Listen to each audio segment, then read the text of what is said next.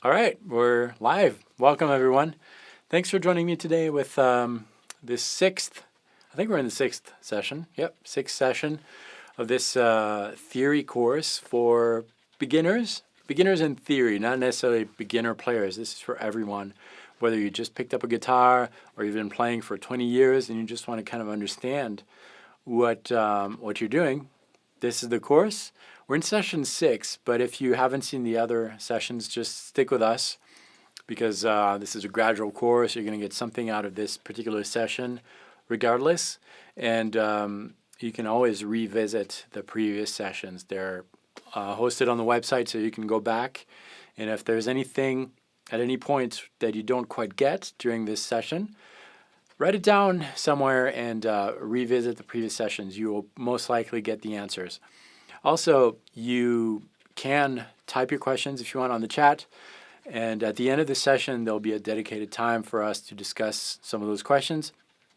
And also, you don't have to wait until the end of the session. If there's something that is relevant to the topic we're talking about, feel free to interrupt, and I will take your questions throughout.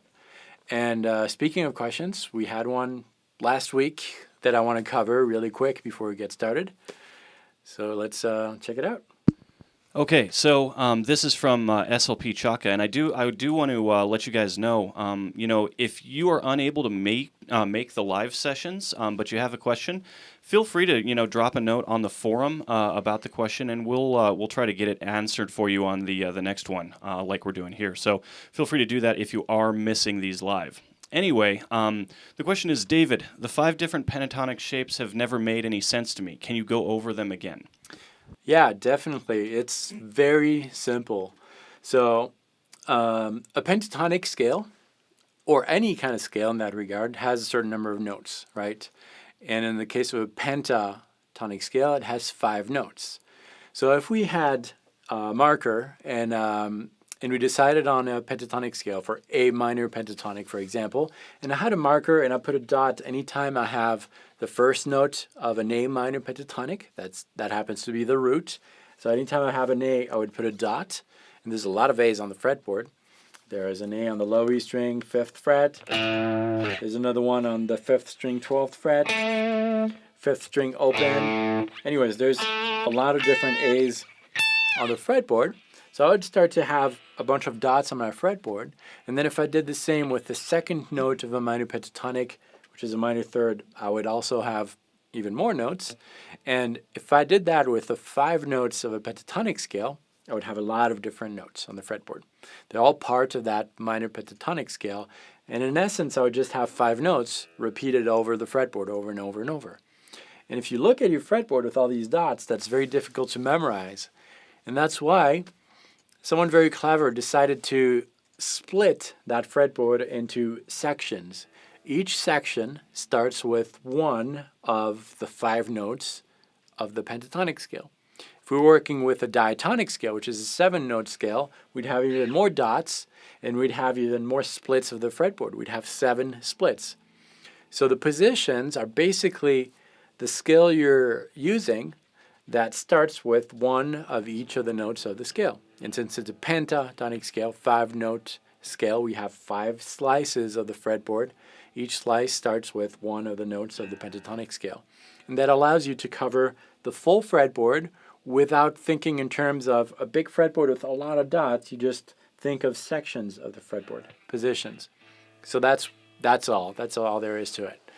I hope that answered your question. And again, feel free to leave a comment on the forum and I'll try to catch that. Or you can also contact me directly on the website, and there's a mailing system there, and I'll be happy to answer too. So that's for the question. And again, guys, and girls, if you have any questions, feel free to interrupt. Today, looks like we have something else, maybe? I'm going to stop you there. We lost internet connection here. Okay. See if it comes back. Yep.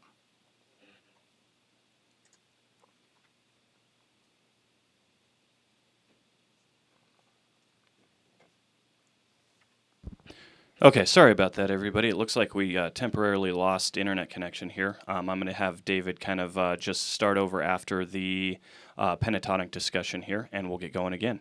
Okay. Did we get the answer Or should I go over that really quick again? The answer should be recorded, so we Okay. should be fine. I would just jump into the lesson. Great. Okay. So today we're going to cover a topic that scares a lot of players and can discourage a lot of players if approached the wrong way. And unfortunately, I've seen this explained in a very confusing way many, many times, and it's unfortunate because it doesn't have to be scary. We're going to talk about modes, and we're going to approach it in a healthy way. And I covered that a little bit in the previous sessions, but the way that I see music theory is basically the way I see language. Because music is a language, it's communicating. And if you think about it, when I'm talking to you right now, I'm using words that are organized into sentences, and those words are made of an alphabet. And that's basically what music theory is. Music theory is basically using the right alphabet according to the conversation you're having or the people you're talking to. So if I was talking to Spanish people, I would use, I would, why am I forgetting? Why do I have the French word? Spanish. Spanish, yeah, Spanish. I was going to say español, but no, Spanish. I was talking to a Chinese guy, I would speak Chinese. And same with music. If you are talking to, so the conversation takes place with a band or over a backing track.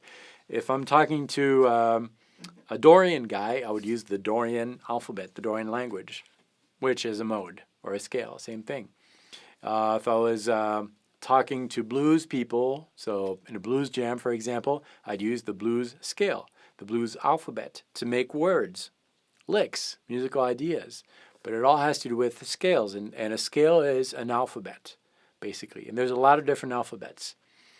Another word for scale is mode. So there's a lot of modes, and you're going to try to pick the corresponding mode to the musical conversation you're having. And that has to do with style of music, keys, and all those things. But you're going to be able to discern that with your ears. And the more you listen to music that is written in the Dorian mode, for example, you'll have a feel for it, and you'll know automatically. Some modes are a little bit similar, like, for example, for the non-trained ear, Spanish and Italian can sound kind of similar, those Latin languages. But once you listen to enough Italian speaking, you start to discern that, yeah, that's Italian, that's not Spanish. So same kind of thing. Some scales might sound a little similar, they might have some similarities, but in essence, they're really different. So that's what modes are. And if you think of modes that way, everything is simple. Everything is made simple. You just have to see the music and acquiring those theory concepts as basically someone who's traveling musically in different countries, different musical countries, backing tracks, jam bands, songs, and these different countries represent scales or modes. And in order to communicate or speak effectively in a particular country, a particular scale, you just need to know the alphabet of that scale. And that's what we're going to cover today. There's some pretty common ones. And one thing you need to know, and if you've followed us since the beginning for the last 5 courses, you know that there are 2 main boxes in music theory. 2 big boxes in which we can fit any musical element, whether it's a song, a scale, a lick, a chord. These musical elements can be placed in one of the 2 following boxes, the major box and the minor box. Any musical element can be placed in one of these. Sometimes it's a little ambiguous, you're not sure, but there's always a place for those musical elements. Sometimes a musical element can fit both, but they're always going to fit at least one of those boxes. And what makes a musical element, again, scale, key, chord, mode, major or minor, is its third. And if you don't know what I'm talking about by the third, that's in session 1. Those are intervals. So the third determines which of the 2 main boxes the musical element is going to go in. So that means that there are major chords, minor chords, major licks, minor licks, major scales, minor scales, major modes, minor modes. Modes and scales, same exact thing. Those can be seen as musical alphabets. So today we're going to take a look at that major box and then that minor box, and we're going to pick three very commonly used alphabets, three major ones, three minor ones, and we'll learn them and see how we can use them. All the modes that we're going to talk about today, or alphabets, those are kind of interchangeable words for this lesson, musical alphabets. They have 7 letters or 7 notes. So they all have 7 notes, 7 intervals, and the interval, again, for those of you who are just joining us, is the distance between 2 notes. We need to measure that, and because if I only play one note without anything that it's relating to, it doesn't mean anything at all.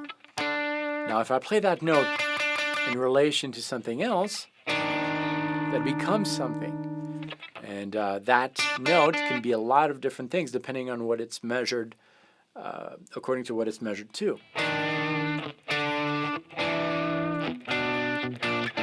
Same note, right?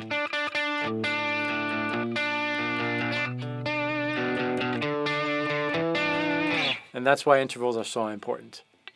So the musical alphabets we're going to talk about have 7 intervals. They all have a starting interval from which we're going to measure all the other 7. And that starting point is called the root. And a root can be multiple things. It can be anything you want. It could be A, B, C sharp, D, E flat. It could be anything you want. But that's the note from which all the other notes are measured. And usually it's the lowest note that you have.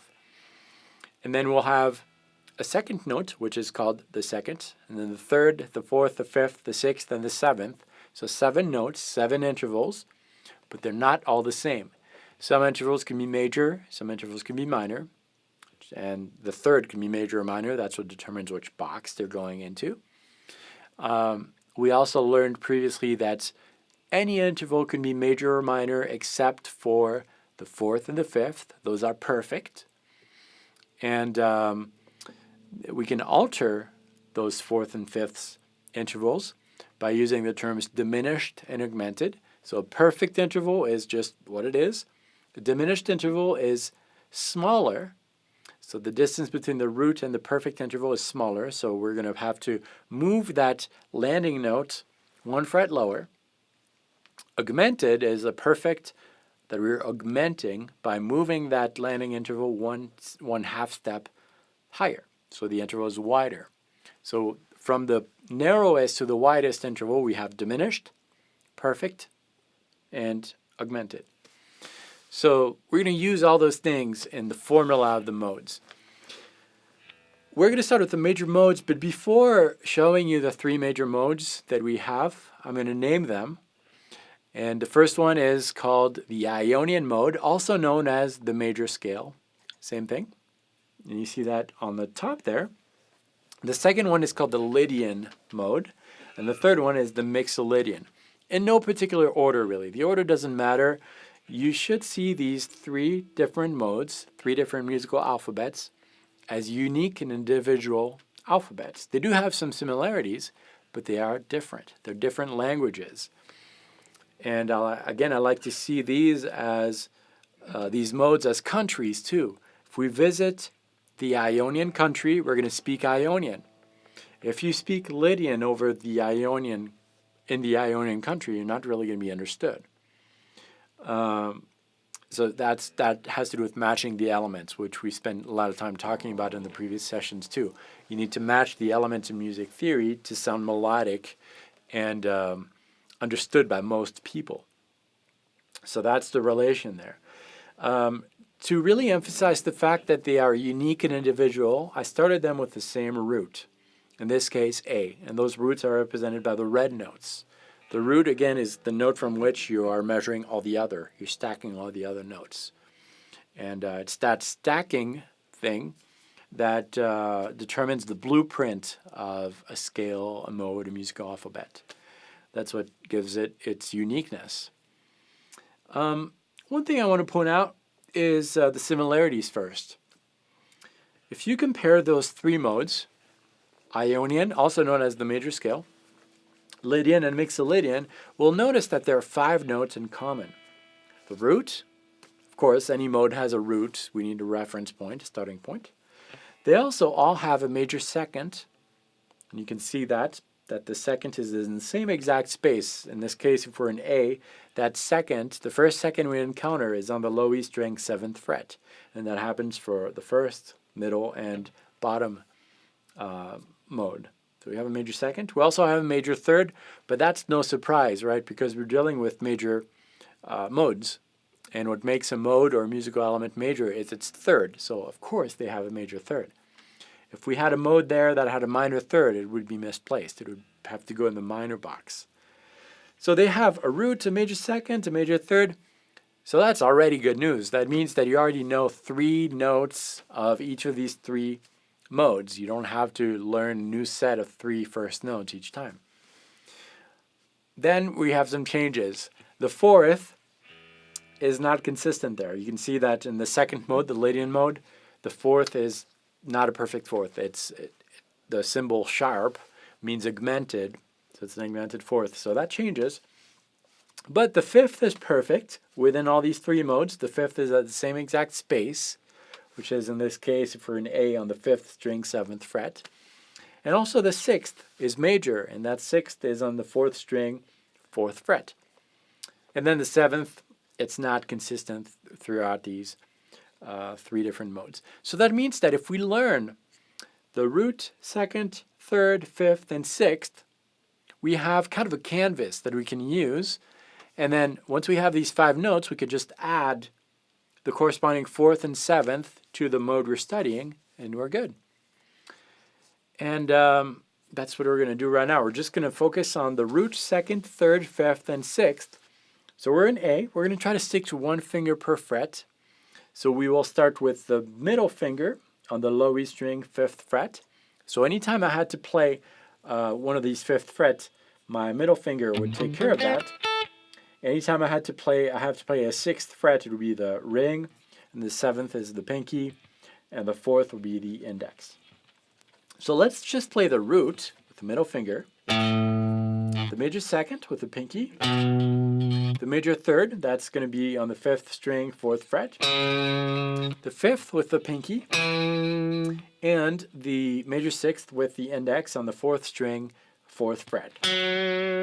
5 notes: root, major second, major third, 5th, 6th.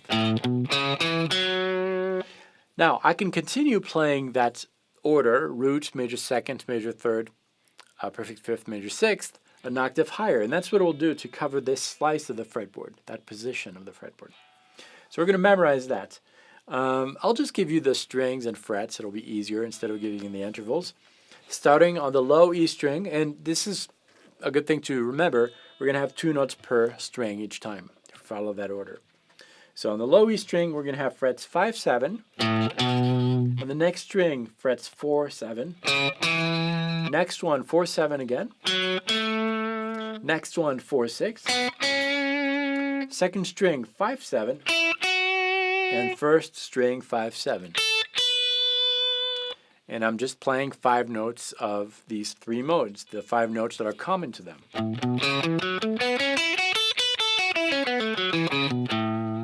That means that if you only play these 5 notes, and you were visiting, let's say, the Ionian country, these 5 notes would work. So you can make words or licks using these 5 notes, for example, and that lick or that word would be understood by people who live in the Ionian country, in the Lydian country, or the Mixolydian country. That would work. Let me demonstrate. I've got a looper here, and what I'll do is basically I'll play the lick, I'll play that word, and then I will loop that word, and then I'll change the backing track, or the chord in the back. I'll play a chord progression in Ionian. You'll see that that word works.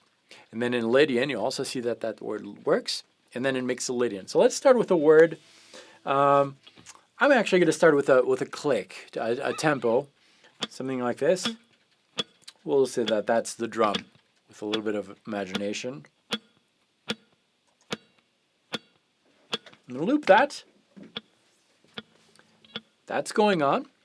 Over that, I'm going to try to find a word using those 5 notes. I'm going to put the level a little bit higher. There we go.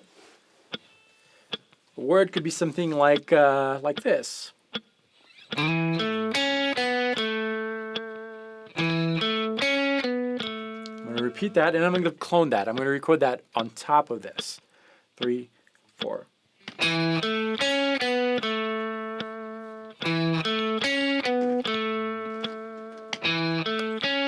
So that's looped, and that's a word using the 5 notes that are common to Ionian, Lydian, and Mixolydian.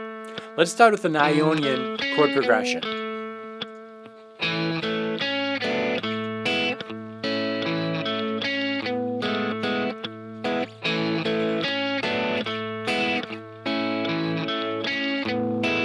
Everything works, right? Now I'll play. Oops, it is looping. Sorry, I didn't mean to do that. How do I delete that last one? I don't know. I deleted everything. Let's do that word again.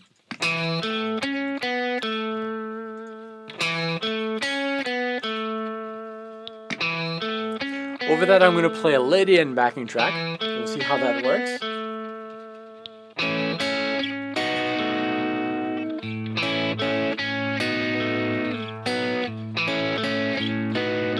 It works, right?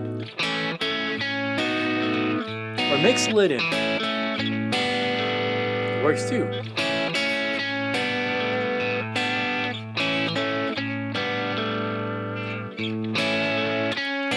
Ionian.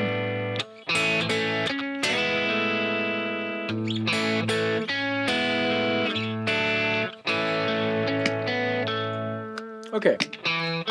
So you saw what we did there. I recorded a word using the 5 letters or notes that are common to Ionian, Lydian, and Mixolydian. And we saw that that word worked because I'm just using the common notes between the 3 modes. So if we can go back to the diagrams, we're going to study the rest. So you can kind of see, right? You can kind of picture those 5 notes in common. There we go. In the major modes, you can see those 5 notes common: root, second, third, fifth, and sixth. And by the way, for those of you who are wondering, yes, that is a pentatonic scale, and it's the major pentatonic scale. So if you know your major pentatonic scale, you already know 5 of the 7 notes of these 3 modes.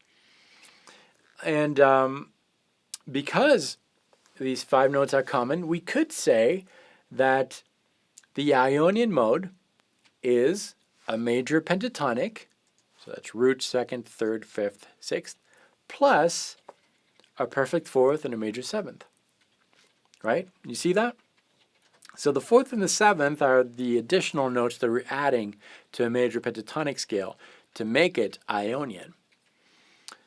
In the same way, we could say that the Lydian mode, which is that second one, is a major pentatonic scale to which we're adding an augmented fourth and a major seventh. You see it? So the major pentatonic scale is found within these 3 modes, and we just need to add an augmented fourth and a major seventh to make it Lydian. And finally, for the Mixolydian, if you follow along, you will see that the Mixolydian is basically a major pentatonic scale to which we're adding a perfect fourth and a minor seventh. And that's what makes all these modes unique. It's the combination of major pentatonic scale with those 2 additional notes. And those 2 additional notes are the ones that really bring out the character of those modes. And those notes, the 4th and the 7th, are also called characteristic notes because they bring the character to this mode. So you see, it's not that difficult to memorize these 3 modes.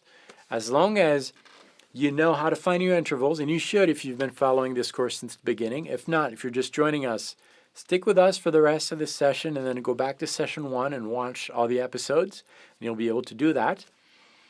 And now, instead of thinking of the full formula of these modes, just think of one of these major modes as a major pentatonic scale to which we're adding the combination of 4th and 7th. And that's what we're going to do. For the major, we're going to try to play that major pentatonic scale, or that major mode, the first one, the Ionian. So let's Let's just memorize it. Let's just play it from the bottom all the way up to the top.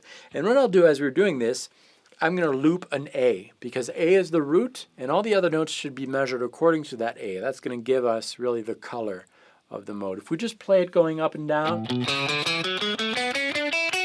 that's good for the mechanical aspect of playing, but it doesn't really help you hear the mode. So I'm going to play an A, a constant A in the back, kind of a bass type of thing. I've got to delete that previous thing. I've got to mention that this is not my this is not my looper. I'm not used to it. I think it's good, but I don't know how to use it. I'm trying to delete it. Come on.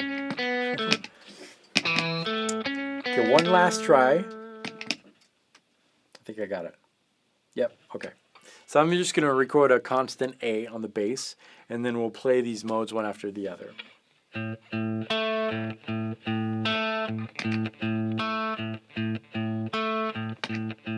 Okay, we're going to start with the Ionian, and we'll take it like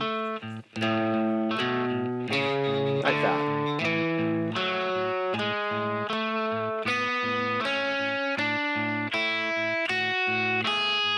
We're going to descend, and having that in the bass really helps you hear the color of each note, how they relate to each other.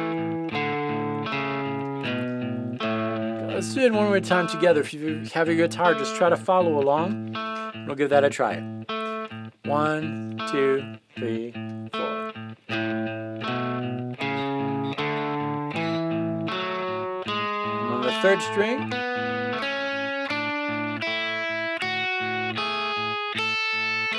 repeat that and descend.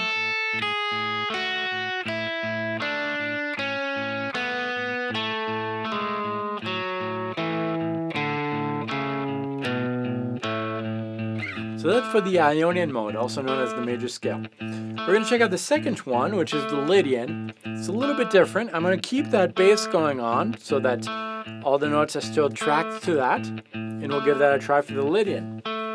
1, 2, 3, 4.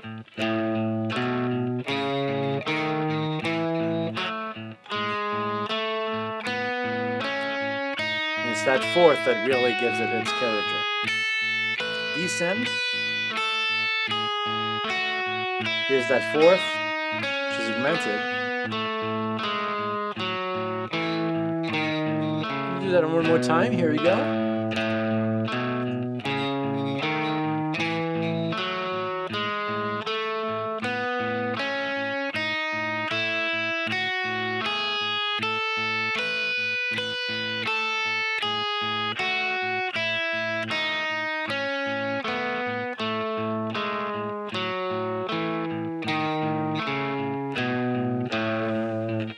Okay, now for the third one, which is the Mixolydian mode.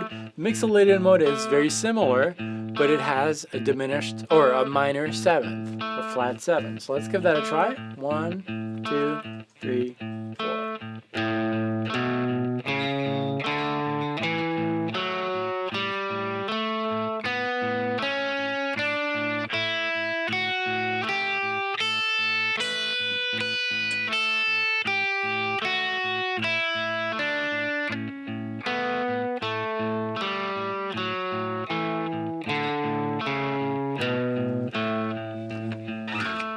Okay, so you might say that these sound very similar, and you are right, because first of all, we have 5 notes in common, and well, that's why, 5 notes in common. They sound very similar. But in order to really bring out the color of one of these modes, we need to use one of these characteristic notes. So that's the important thing. And it's very important to play in relation to something else. In this case, it was just that bass. But sometimes it can be more than a bass. Sometimes it could be a backing track. Trying to stop this is a nightmare. Sometimes it can be a backing track or a band, but always play over something that will bring out the color of that mode, that alphabet. You need to really get comfortable with the sound of these modes. So as you're practicing this throughout the week, I want you to anticipate the sound of the notes that you're going to play. So if you're working on the Ionian mode, you play the first note, you listen to it, and then you think, what is the next note? And just sing it before you play it. And if you're right, great. And if you're off,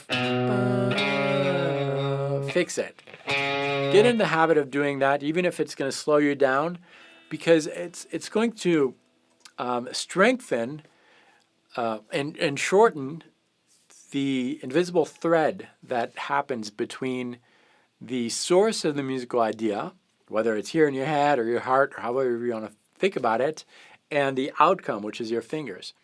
If you can hear it in your head, it's going to be easier to associate to that sound finger movements. So that's the importance of really anticipating and thinking, imagining the sound of the note before you play it. And that's valid for anything, whether we're working on these or a song or a lick. If you can hear it, it's going to make playing it easier. So that's for just a little practice tip. Okay, we're going to talk now about the minor modes. There are 3 minor modes. There is more than 3, really. Any scale that has a minor third is a minor mode, but these are very commonly used, and they all have their different sound, just like for the major modes we studied. The first one is called the Aeolian mode, also known as the natural minor scale. It's got 7 notes, so it's a 7-note musical alphabet. And you're going to use that over an Aeolian backing track, Aeolian song. If you think figuratively, it's visiting the Aeolian country. The second one is the Dorian. It's very close to the Aeolian. Only 1 note changes. It's the 6th. And don't worry, you don't need to know all that. Like, I'm going kind of fast, but I just want to show you. I want you to notice that they are kind of similar. And the third one is the Phrygian. They all have their sound that I want you to discover. Actually, I'm not going to tell you the way that you should feel after hearing one of these modes, because I think that's subjective and personal. But I want you to spend the time on these modes and get a sense of what they make you feel like. That's kind of important. Let's talk about the similarities first. They all have a root, and to make that even more obvious, I started all of them with an A on the root, low E string 5th fret. Those are the red notes. And there's several roots per position because we have octaves, but they're in essence the same notes, right? They're A's. They all have a minor third. The minor third is all common. We knew that already because we're dealing with minor modes. I didn't mention the second because you notice that even though the first 2 modes have a major second, the third one has a minor second. So the second's not common to all 3 modes. They all have a perfect 4th. They also all have a perfect 5th. The 6th is not always the same. However, the 7th is always minor. Again, that's 5 notes. And if you look at these 5 notes, root, minor third, 4th, 5th, minor 7th, if you've been playing for a little while, you know what that is. That's the minor pentatonic scale. It's the one, the first position of the minor pentatonic scale that starts with the first note of that minor pentatonic scale. You find that shape, and I'll go over that shape in a second. You find it within these 3 modes. That shape is 2 notes per string, so that's easier to remember. From the low E string to the high E string, we have frets 5/8, 5/7, 5/7, 5/7, 5/8 again, and 5/8. And that's the minor pentatonic scale that everybody uses. And there's a reason for that. If you use a minor pentatonic scale, you are able to make words that are work with Aeolian, Dorian, and Phrygian, because these 3 modes have 5 notes in common that spell out the minor pentatonic scale. And that's why so many players have made a career with just that one scale, the minor pentatonic scale, because it could be applied to a lot of different modes. But we're going to go further. I want you to really bring out the color, the characteristics of these modes. So the characteristic of these modes is not going to be found in the root, because that's not unique to these modes. They all share the same root. It's not going to be found in the minor third. It's not going to be found in any of the 5 notes of a minor pentatonic scale. However, we'll find those characteristics somewhere in the 2nd and somewhere in the 6th. And depending on what type of 2nd, what type of 6th, we'll have the full mode. So we could say that the Aeolian mode, also known as the natural minor scale, is a minor pentatonic scale to which we're adding a major 2nd and a minor 6th. You see that on the first diagram there? I can draw out a minor pentatonic scale, and if I add a major 2nd and a minor 6th, I will have the full Aeolian mode. And if I get lost, if I can't remember how it's played, I can always go back to my minor pentatonic.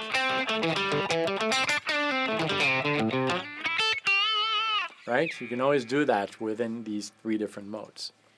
So that's for the Aeolian. The Aeolian is a minor pentatonic plus a major 2nd and a minor 6th. The Dorian is a minor pentatonic plus a major 2nd and a major 6th. So the 6th is the only difference between the Aeolian mode, the top one there, and the Dorian mode. So let's hear how that sounds. That's your major 6th right there. Again, they're very similar. If I play the Aeolian mode, ascend and descend that mode, followed by the Dorian, it would be hard to hear the difference. Here's the Aeolian.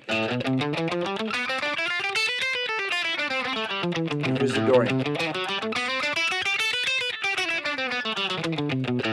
Very similar, right? But the characteristic and the sound of those modes are going to be made a lot more obvious with a backing track that is written specifically for one of these, or with a loop like that, and all the notes are going to be attracted to that. So we're going to try that in a second. Okay. The Phrygian also shares 5 notes in common with the Aeolian and Dorian. Those 5 notes spell out the minor pentatonic scale, to which we're adding a minor 2nd and a minor 6th. So let's hear that.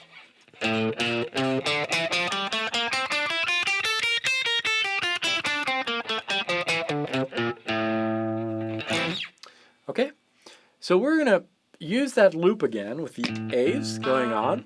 And this time, we're going to do something a little bit different. I'm going to ascend the full mode, and then I will descend the minor pentatonic scale. So we'll start with the Aeolian. So ascend the full mode, descend the minor pentatonic scale. And here's our beats. 1, 2, 3, 4.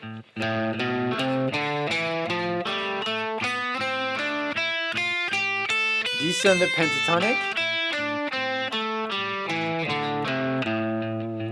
Same with the Dorian. 2, 3, 4.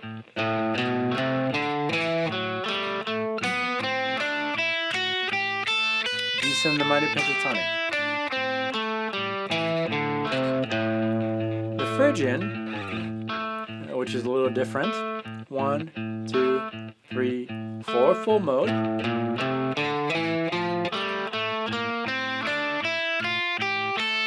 Descend the pentatonic.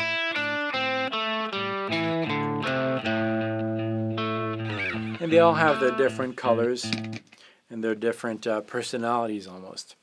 So what I would recommend you do, and then we'll take a few questions if we have some. What I recommend you do is visit the jam track page on JamPlay and find some backing tracks designed for one of those modes. So if you decide to work on the Lydian mode, which is in the major box, find a Lydian backing track and explore different ideas using that Lydian mode. First, start by just ascending the full mode and descending the corresponding pentatonic. So if you're in a major mode, it's going to be a major pentatonic. A minor mode, minor pentatonic. Then start making words. So words could be any combination of notes from your mode that you, simple musical ideas using some of these notes. And that'll be a word. For example, if we're in Dorian, for example, my full Dorian alphabet, that's my full position there that I just played. A word could be something like playing that minor seventh, which is on the second string, 8th fret, back to the fifth, on the fifth fret, and then I could play the major sixth, which is on the second string, 7th fret. Just a 3-letter word, and play that over your backing track. Play it. That's your word, okay, in context, and then ask yourself, how could I say this word excited? Maybe a little faster. That sounds a little excited. Or really quiet. With a stutter. Just try to find multiple ways of saying the same word. And then once you have that, find another word and combine 2 words together. So maybe this one. And another word could be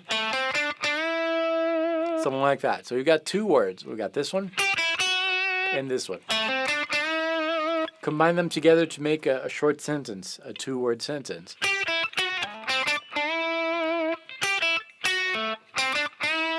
And see how many different ways you can say that.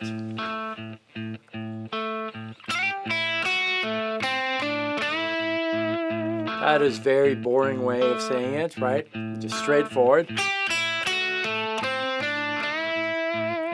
But maybe I can say it, start kind of excited, kind of upbeat, and then I get kind of tired, kind of depressed, maybe something like that. Or tired. Tired is the right word. Or you start tired and then you start to get energetic. For example, or you reverse the words.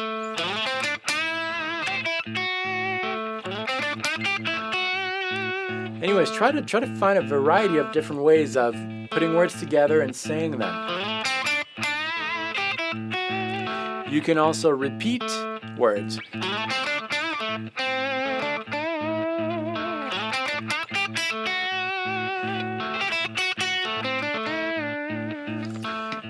Reverse the order of the letters, or repeat some letters.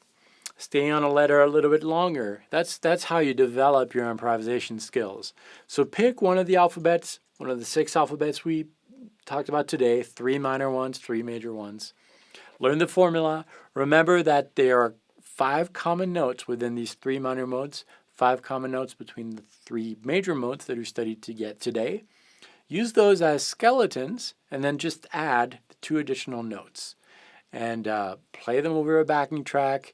If you have a sequencer, something to record with on your computer, or if you have a Mac, just use GarageBand. It's built in, it's great.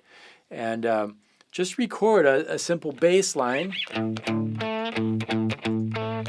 with a drum loop. Includes a tons of drum loops too. But there's other sequencers out there that you can use to create simple backing tracks to work with and experiment with these different skills. I wouldn't spend your full practice sessions with the 6 modes that you studied today. Just pick one and focus on that one. If you have an hour of practice, spend 20 minutes on learning the mode, and then the rest with, or part of the rest with developing improv ideas, like saying a word, asking yourself how many different ways can I say that word, and then work on whatever you want. Whatever else you want. But that's a good, healthy approach, I think, to practicing these. Constantly review, too, your intervals, even when you don't have a guitar. Just imagine a fretboard. Imagine a note on a particular string, particular fret, and ask yourself, from that note, how could I play the augmented 4th?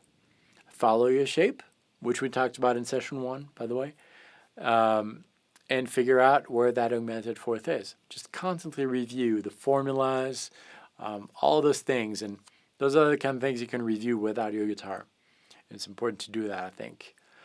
I hope we have questions. If not, I'll just kind of make up stuff on the to finish us off. But We do have a couple questions, actually, so we can get to those. yep. Bring up the first one. This is from, I do apologize if I butcher this, Davamafra. Where does the Locrian mode fit? Good question. So we haven't studied that one, but the Locrian mode would be in the minor box because it's a minor mode, because it has a minor third. It's another alphabet, and I know why you are mentioning the Locrian mode, because the 6 modes we talked about today, the 3 minor ones, the 3 major ones, they're part of a family of modes called the church modes. And there's a 7th one in there, which is the Locrian. And the Locrian is an alphabet. It's a valid option too. There are not that many songs written in the Locrian mode, but it's absolutely possible to compose something in Locrian. And I would approach the Locrian just like you approached any other modes too. See it as a unique and individual scale, musical alphabet in itself. I know that you can tie all these modes together, and a lot of teachers take that approach of, instead of seeing all these modes as unique and individual musical alphabets, they see it as a big picture. I don't like to do that because that prevents you, I think, to really understand how those modes are built. But the Locrian, just see it as a new, unique, individual mode, and it's part of the minor family. And there's a full section on Jam Play, I know, that I did one, and I'm sure others have done some, on the Locrian mode. And just search for that. And now that you studied this session, you will be able to approach it in a healthy way, and it'll make sense. Great question. Okay, we'll get to another question here. This next one is from Southern Cash, and he asks, are the pentatonics used widely in jazz? Yeah, definitely. Yep. I had this conversation earlier with someone emailed me about this, and it was on Facebook, asked me about the different scales of jazz. And I don't think it's scales necessarily or musical alphabets that make jazz, because theory, right, like we're learning right now, is just matching the elements together. And you can use pentatonic scales, which are simpler forms of musical alphabets, or more complex in any musical genre. So yeah, absolutely. But what makes it jazzy is not the scale itself, I think, but it's the way you phrase with it. So if we have that loop again, and I'm playing an A minor pentatonic, for example, I could play it a bluesy way with a blues rhythm, something like da, da, da, da, da.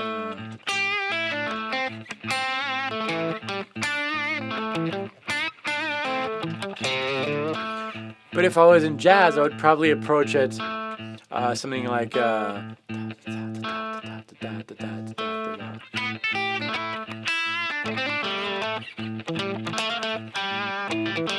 it's more the rhythm. This is not a good example because of my loop, which is very straightforward, but it's the way you phrase with it rhythmically.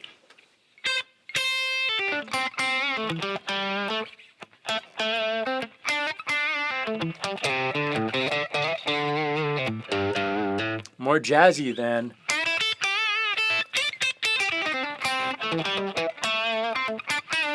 which is more bluesy. So it has to do mostly with the rhythm. But to answer your question, yeah, they're widely used in any musical genres. Okay, our next question comes from Hamster Brain. How do you know what backing track chords to use for each of the modes? That's a very good question. It can be a long answer, but I'll try to make it brief. Can we go back to one of the diagrams, either one, the major or minor ones? Okay. So if we look at these diagrams, these are musical alphabets from which we can extract words, like we did, licks, but also chords, right? And I can take, for example, for the natural minor scale, the Aeolian mode, I could take any of these notes, play them together, and that'll create a chord that is extracted from the Aeolian mode. So, for example, if I take a root, I'll play that root right here, for example, on the 7th fret of the 4th string. And then I'll play a 4th, for example, the 4th that's right below. And then the 5th, which is on the 2nd string, 5th fret. Randomly pick those notes. So that'll be a chord, right? And if I had a bass going on, like, I deleted it. I'll re-record it. I will read the manual after this. Okay. I've got a bass going on there. I'll play my first chord, which I decided was going to be root 4th 5th. That works, right? These notes are attracted to my A. That could be the first chord of my backing track. Is that chord enough to know that we're an Aeolian? If we go back to the diagram, I'm playing root 4th 5th. Root 4th 5th are found within all the 3 modes. I always have a root, I always have a perfect 4th, I always have a perfect 5th. So if I just played that, I don't know which scale I'm in. I could play in any of those 3 scales. Now, if I played another chord with a root 4th minor 6th, now I'm going somewhere. That basically eliminated the second mode, because the second mode has a major 6th. So, just by playing a root 4th minor 6th, that indicates that I'm either in Aeolian or Phrygian. So I still need to eliminate that Phrygian because I want to create a backing track that is purely Aeolian. So what can I need to differentiate Aeolian from Phrygian, and the note that differentiates Aeolian from Phrygian is the 2nd.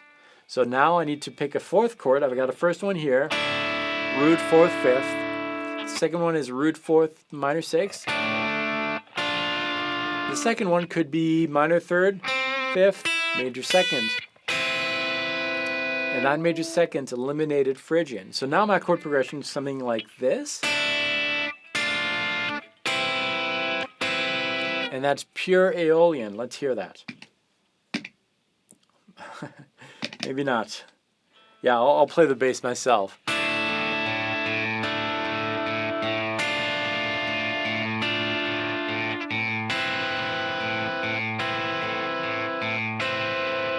The only thing you can play on that is Aeolian. Because as soon as you hear that minor 6th, that eliminates Dorian. As soon as you hear that major 2nd, that has to be Aeolian, that eliminated Phrygian. In other words, did we write that question on the screen, or did you just read it? I had it on the screen. I don't have it up anymore, however. Okay. However, the question was, let's see here, if I can go back to it.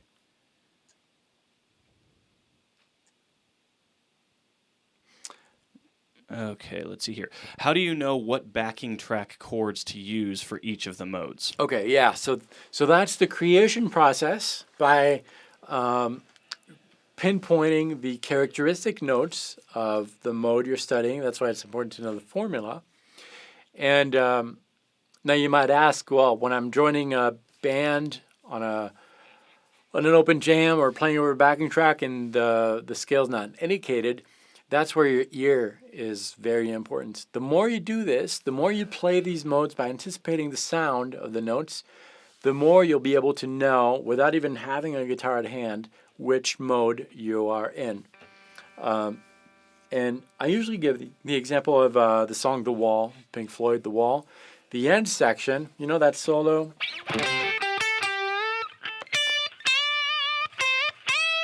That kind of thing. If you listen to the backing track, that's pure Dorian. And go back and listen to it and try to figure out those chords, and you'll see that it's Dorian because it has a major 6th at some point, which sounds... You really hear that. You don't hear that. You hear. That's played by the organ. Anyways, it does happen. You just need to be actively anticipating the sound of the notes when you're working on these things. And I hope that answered your question. Okay, the next question that we have here is from Esco1. Does that mean if you were playing in, say, E minor, that you could use any of the minor-based modes in E to solo over top with? It depends. It depends what you mean by if you're playing in E minor. If you're playing on an E minor chord, which is made of a root, minor third, perfect fifth, then the answer is yes. And that would sound something like this. If I just play a series of E minor chords.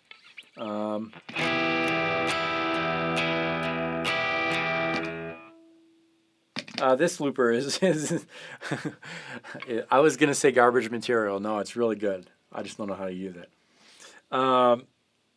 Yes, if you just had an E minor chord, root, minor third, fifth, you could play any mode on it.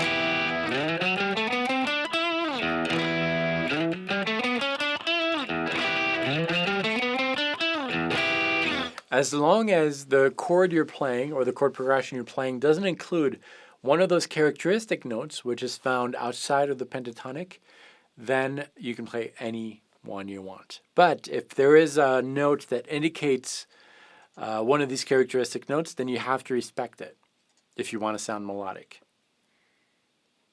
So that's it. All right, we do have another question here. This one's from Chubb.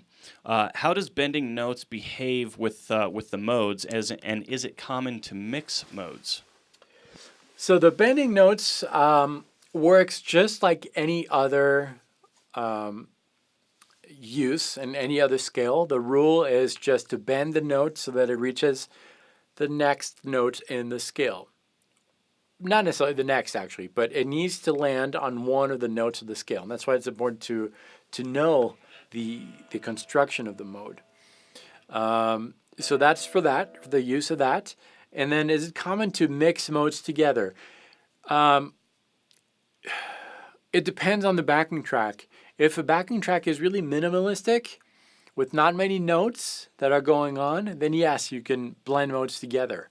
But again, if your backing track includes an indication as to which characteristic note is used, so that's a note that's outside of the pentatonic scale, you need to respect that. You need to match the elements. Of course, rules can be broken, and they are all the time, and that could sound okay, but it's still going to clash. It's still going to be tensed. So you can play outside, but it's got to be intentional. You've got to know that if you play a mode that is not intended to be used on a backing track, it's going to sound outside, going to sound tensed. As long as you can resolve that, bring back the listener to a comfortable state of mind, that's okay. If you don't, that's also okay. You just need to be aware of the fact that the listener might not be very happy or satisfied. But I don't know, it's not that common, I'd say. Well, it is common for players to do it, but those players don't necessarily sound good. Okay, we've got another question here. This one's from Terry S., and she asks, was the Dorian mode in the key of A, therefore called A Dorian? Is B Dorian in the key of A? Yeah, so I see what you're saying. It's a great question, and that question has to do with the fact that some teachers teach modes in a way where they don't necessarily use modes as unique and individual keys. They see modes as related to the mother scale, the Ionian mode. And I don't think that's useful. It seems useful because it's kind of a shortcut that people say. And by the way, if you don't know what I'm talking about, you don't need to, because I don't want you to take that route. But if you do, then follow me. Some people see modes as related, all related to each other, and they are in a way, in a positional way. But that doesn't help you hear the color of the modes. So when I say A Dorian, don't think of a parent scale. Think that it's the alphabet that starts with A. A is the root, and it's the Dorian alphabet. If I say C sharp Dorian, it's C sharp. C sharp is the root, and Dorian is the alphabet. Don't think in terms of, okay, Dorian is the second mode of a major scale, therefore I'm in. Don't take that route. I would not recommend it. Okay, we do have one final question here, and this one is a little bit more general. It's from Nasty Dog 64, and they ask, do you prefer conventional patterns or sweeping patterns? Um, I'm not sure what you mean by sweeping patterns, but I'll tell you what I like. I like to use if you mean by conventional patterns, the let me start over. I think in terms of two types of patterns, the vertical patterns, which are narrow slices of the fretboard, and that's where you'll find your traditional pentatonic scale, kind of a narrow pattern like that, or horizontal patterns, which span across a wider area of the fretboard, and you can still play your pentatonic scales in a horizontal way. Oops, covers a wider area. I like both, but I will say that I feel that the narrower patterns, the traditional patterns, are more useful to sound melodic because they're easier to visualize which intervals are where with a narrow area of the fretboard, and targeting specific intervals are going to allow you to target specific emotions because an interval is really an emotion. What makes an emotion in music is not just one note, but it's how that note relates to something else. And if you can target those particular intervals, you're going to have more control on your music. It might slow you down because those traditional vertical patterns are not super shred friendly. They're difficult to do patterns like that, but they're going to make you more melodic. So if you can combine those traditional vertical patterns with the vertical ones or the horizontal ones, which allow you to play faster,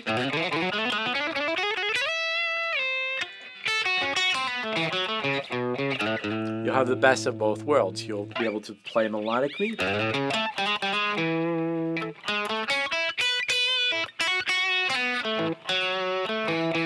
and a little faster when you need to. So they both have their different uses. I hope I answered your question. I wasn't quite sure of the vocabulary there, but hopefully that made sense. Thanks so much for all your questions and your participation in this course. And remember that if you have questions throughout the week when you're working on this, or you remember something that you forgot to ask, leave it in the forum or keep it down, write it down somewhere, and then next week we'll cover that. Next week we're going to talk about pentatonic scales, so it's going to be a good complement to this lesson. And we'll see how to build custom pentatonic scales too. In the meantime, I want you to practice those shapes. You can re-watch this video. It's being recorded right now and all the previous sessions too. And I'm looking forward to seeing you next week. Same time, same place. And until then, practice well. And before we go, we did have one final question come in. Yeah. This is from Southern Cash. He asks, do you have more creative improvisation possibilities over 3 or 4 note chords in a progression? You have less.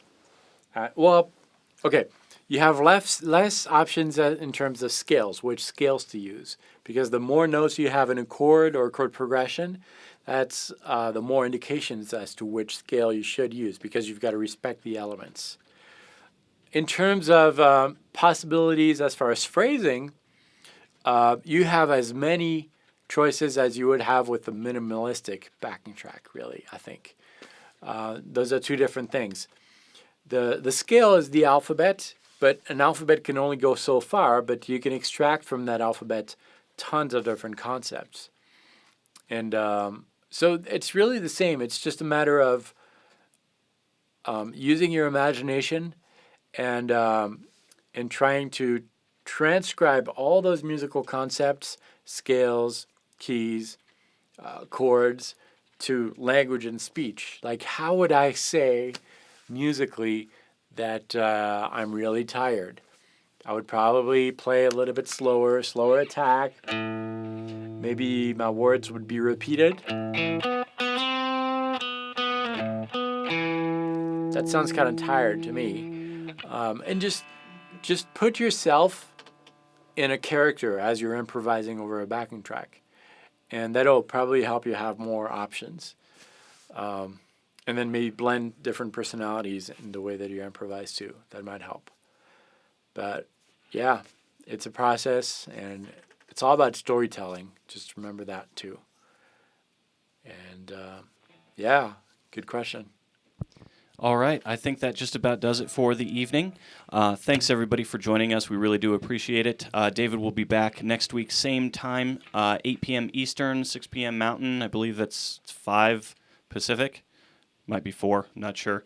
But yeah, 8 p.m. Eastern Standard Time. He'll be back next week talking about pentatonic scales. So do your practice and join us again next week. Thanks, everybody. Goodbye. Thanks so much.